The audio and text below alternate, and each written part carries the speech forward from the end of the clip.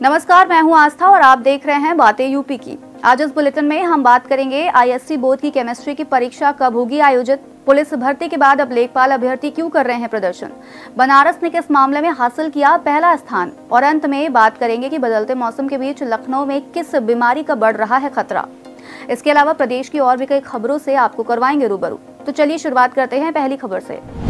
आगरा में council for the Indian school certificate examination की 12वीं की केमिस्ट्री थ्योरी की परीक्षा रद्द कर दी गई थी, जिसे अब 21 मार्च को दोपहर 2 बजे से आयोजित किया जाएगा।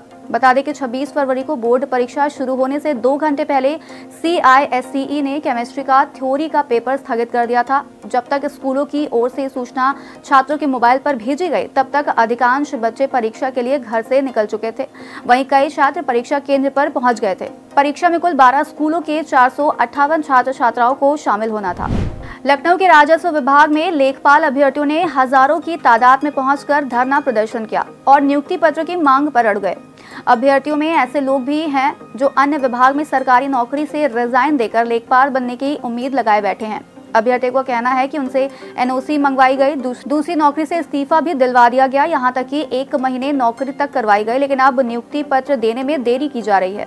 बता दें कि साल 2023 में हुई 8085 पदों पर लेखपाल भर्ती में राजस्व परिषद ने चयनित अभ्यर्थियों को नियुक्ति पत्र देने पर रोक लगा दी है। 23 फरवरी को PM मोदी चयनित अभ्यर्थियों को नियुक्ति पत्र देने वाले थे, लेकिन उससे पहले UPSSC की सिफारिश पर नियुक्ति पत्र देने पर रोक लगा दी गई। ठोस और तरल कचरा प्रबंधन में 83.81% गांवों को ODF प्लस घोषित कर वाराणसी पूरे प्रदेश में पहले स्थान पर है। बुलंदशहर दूसरे और अलीगढ़ तीसरे नंबर पर है, जबकि महज 6.12% गांवों को ODF प्लस घोषित करा पाने में कामयाब कानपुर देहात सबसे पीछे है। ODF प्लस मॉडल ग्राम के लिए तय सीमा के मुकाबले धनराशि खर्च करने में भी वाराणसी जिला नंबर 1 पर है। यहाँ गांव में शहर की तर्ज पर कूड़ा कलेक्शन का काम शुरू किया गया है। उत्तर प्रदेश और मध्य प्रदेश के बॉर्डर पर मित्र वन को स्थापित करने की योजना बनाई जा रही है। झांसी समेत बुंदेलखंड का अधिकतर हिस्सा मध्य प्रदेश की सीमा के पास स्थित है। सीमा पर स्थित वन को लेकर दोनों राज्यों में विवाद की स्थिति बनी रहती है। ऐसे विवाद को खत्म करने के लिए उत्तर प्रदेश वन विभाग की ओर से नई पहल की जा रही है। इस पहल के तहत यूपी और MP के बॉर्डर पर 2 हेक्टेयर क्षेत्रफल में मित्र वन स्थापित करने की योजना बनाई गई है। इस योजना के तहत मित्र वन में उत्तर प्रदेश की प्रजातियों के पौधों के साथ ही मध्य प्रदेश की प्रजातियों के पौधे रोपे जाएंगे। नोएडा के जेवर में एयरपोर्ट के पास बनने वाली फिल्म सिटी की जमीन का सीमांकन यमुना अथॉरिटी ने शुरू करा दिया है। इसके लिए 1400 खंबे लगाकर तारबंदी कराई जा रही है। यमुना अथॉरिटी जमीन आवंटन का लेटर भी फिल्म निर्माता बोनी कपूर की कंपनी को जल्द जारी करने जा रही है। पिछले दिनों फिल्म निर्माता बोनी कपूर और भूटानी ग्रुप की कंपनी ने फिल्म सिटी के बिड में सबसे ऊंची बोली लगाते हुए उसे हासिल कर लिया था।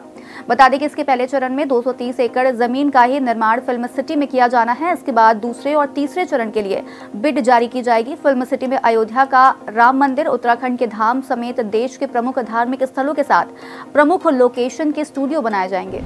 वाराणसी के ज्ञानव्यापी परिसर स्थित व्यास तहखाने में पूजा पाठ जारी रखने के आदेश के खिलाफ मुस्लिम पक्ष अब सुप्रीम कोर्ट में अपील दायर करेगा। मुस्लिम पक्ष के सुप्रीम कोर्ट पहुंचने से पहले हिंदू पक्ष ने कैविएट दाखिल कर दी है। हिंदू पक्ष के वकील विष्णु शंकर जैन ने सुप्रीम कोर्ट में कैविएट दाखिल कर किसी भी मामले की सुनवाई से पहले उन्हें सूचित करने की गुहार लगाई है।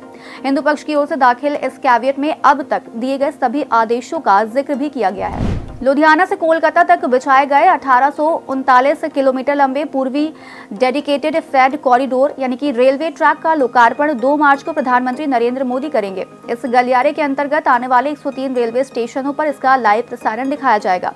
वेस्ट यूपी के जिला बुलंदशहर स्थित खुर्जा से पंजाब के साहनेवाल तक सिंगल लेन रेल पटरी बिछाई गई है। इसकी दूरी 447 किलोमीटर है। यूपी में ये रेलवे लाइन सहारनपुर, मुजफ्फरनगर, मेरठ, हापुड़, गौतम बुद्ध नगर, बुलंदशहर, अलीगढ़, हाथरस आदि जिलों से होकर गुजरेगी और बिहार में प्रवेश कर जाएगी।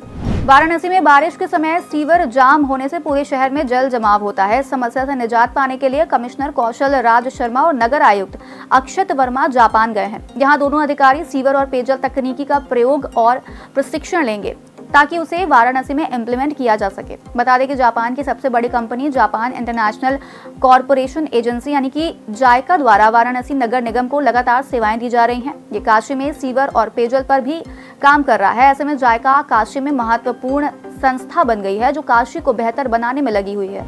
लखनऊ की अकबर नगर बस्ती में आज दूसरे दिन भी बुलडोजर चलाया गया, जिसके बाद वहां मौजूद नाराज लोगों ने बुलडोजर पर ही पथराव कर दिया।